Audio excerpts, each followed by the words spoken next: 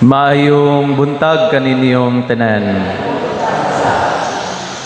Ako say puli ni Father Siano karon tungod kay nag-family outing sila. Mga Ubods family ni bisita sila sa Capilinia. Mga igsuon dinhi sa ato ebanghelyo atong nadungog nga mipahimangno ang atong Ginoong Hesukristo nga dili gayud kita manumpa kun kita manaad. Unsa may kalahian naning duha, kining manumpa o manaad.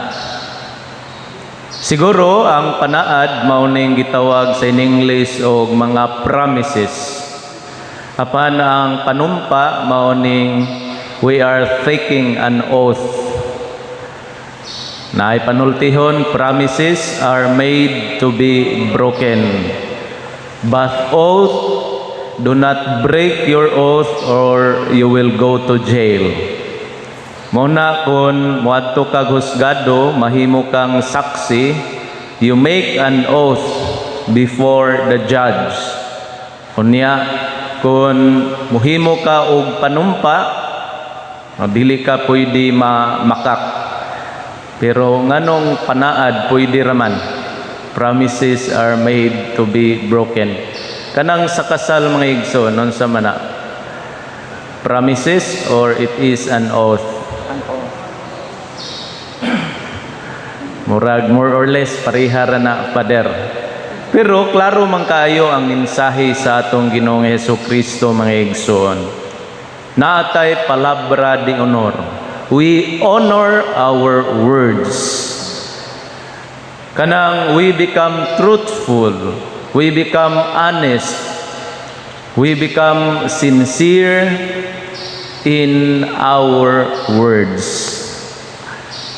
Unya kini pangitaon naman kaayo ni karon, kay karon daghan naman kano kaayong maayo nga mobulatik, maayo las pulong pero dili gayod matinud-anon, dili makita diha sa buhat mga igsoon.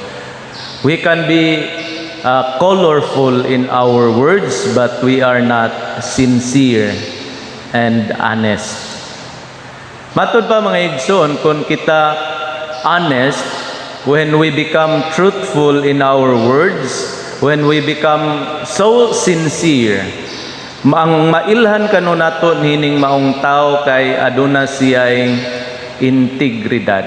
Nasato pa, integrity is a virtue rooted on our truthfulness and our sincerity of the heart. Mao na panahon sa eleksyon, grabe kaayong mga panaa diha or panumpa sa mga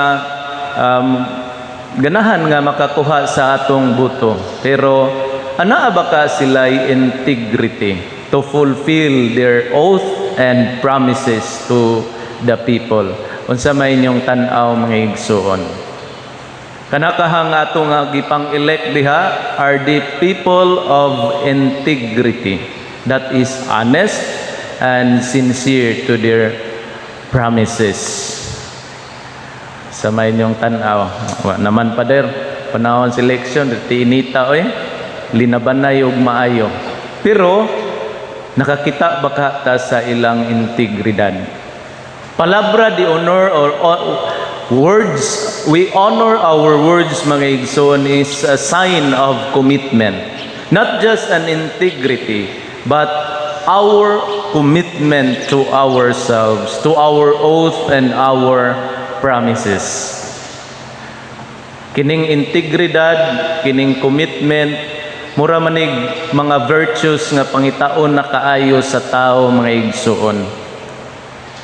Uni ang ikatulo kanon niini, when we are honest and sincere, tungod kay we have a clear conscience. Ang konsensya mga igsoon mao ni ang luna diin makighinabi kanato ang Dios. Og diha sa konsensya, dili gayud kita kano makatago o makapamakak kaniya. We speak with honesty and sincerity.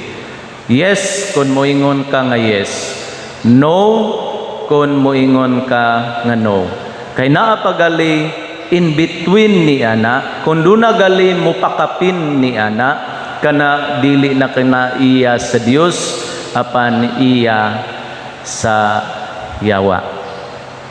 Klaro kaayo mga igsoon, clear cut definition. Giingon kaniadto sa atong mga katigulangan, ayaw pakyasa ang imong gipanumpa sa Ginoo nga imong buhaton. Apan karon niingon ang atong Ginoong Jesucristo, do not swear by using your words if you cannot fulfill it. Ayaw gayud panumpa pinaagi sa pagpanaad. Kay kun imo nang buhaton unya dili ka makabuhat niya na mahimo kang bakakon. Palihog manindog. Sa pagpamati nato sa mga madasigong mga pulong ni Kristo diha sa Ebanghelyo, madasigon og malaumon usab kitang mga muyo sa amahan, muingon kita, amahan, patalinghugi kami.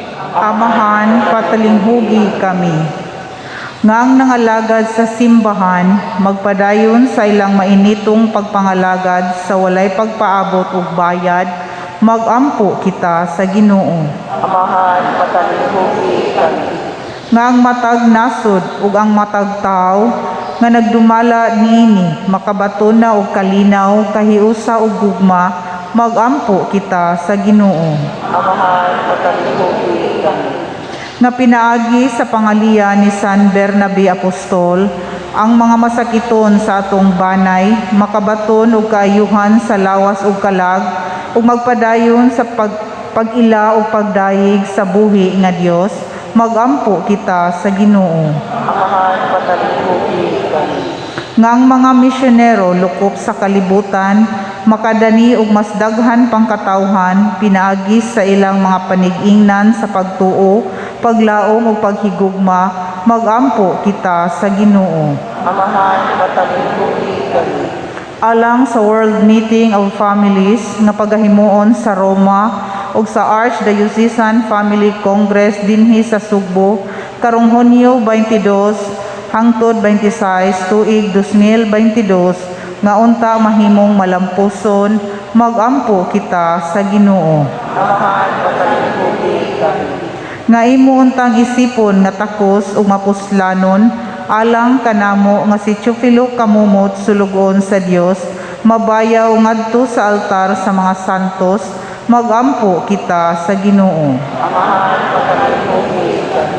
Nga ang mga proyekto dinhi sa atong simbahan nga pinaagi sa pangama ug pagiya ni San Vicente Ferrer, magmalampuson ug mahuman unta sumala sa atong mga giplano ug gipangandoy, magampo kita sa Ginoo. Amahan, patalinghugi kami. Nga sa tanang mga benefactors ug donors sa atong simbahan nga mihatag og pinansyal ug lain-laing hinabang ug alang sa mga nagtrabaho dinhi sa atong mga proyekto, nga hatagan unta sila sa Ginoo ug daghan pang mga grasya sa ilang kinabuhi, malikay sila sa mga kadautan ug mulampos unta ang tanan nilang mga paningkamot, magampo kita sa Ginoo. Amahan, patalinghugi kami. Nga ang mga nangamatay makabato na sa kalinaw ni Kristo, magampo kita sa Ginoo. Amahan, patalinghugi kami. Mahigugmaon og tunhay nga Dios, paminawa ang mga hangyo sa imong katawhan. Pinagi sa madasigong pagsangyaw sa Ebanghelyo sa imong mga apostoles, kami usab mainiton nga mohalad sa among kinabuhi alang sa nanginahanglan pinaagi ni Kristo among Ginoo.